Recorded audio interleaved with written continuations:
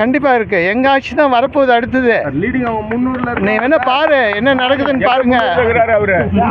அதாவது நீ நல்லா பாருங்க. அவங்க சொன்னது தனியாக 400ன்னு சொன்னார், 370ன்னாரு. இன்றைக்கி எல்லாத்தையும் கூட்டி என்டிஏ ப்ளஸ்லேயே 290 தான்.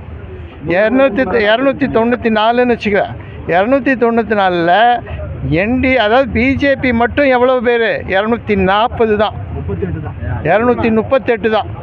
எப்படி அவங்க ஆட்சி அமைக்க முடியும்?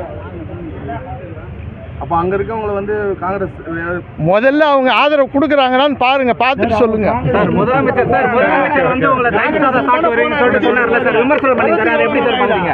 முதலமைச்சர் வந்து பிரச்சாரத்தின் பொழுது உங்களை கடுமையாக விமர்சனம் பண்ணாரு. ஏற்கனவே கடந்த பாராளுமன்ற தேர்தல் வெற்றி பெற்று தயிர் சாதம் சாப்பிட்டீங்க, போய் தூங்கிட்டு ஓரமா வந்தீங்கன்னு சொல்லிட்டு விமர்சனம்.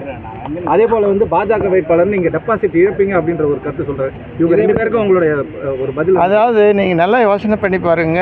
இவருக்கு வந்து ஒரு முதலமைச்சர், ஒரு அதிகாரத்தோடு இருக்கக்கூடியவர், இதுவரை மத்திய அரசாங்கத்தை போய் பார்க்காத ஒரு முதலமைச்சர், இப்போ பாண்டிச்சேரி கண்டு தனக்கென்று எதுவும் கேட்காத ஒரு முதலமைச்சர், அதாவது இந்த பாராளுமன்ற தேர்தலை சந்திக்க தயங்குகின்ற ஒரு முதலமைச்சர். இவருக்கு நான் பதில் சொல்லுமா?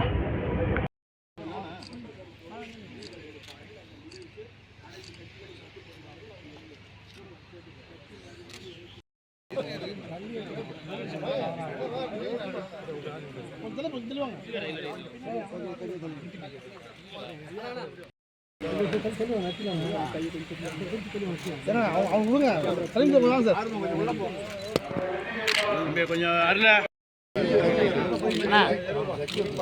சார், அண்ணா இங்க பாருங்க, கையவே காட்டிடுங்க.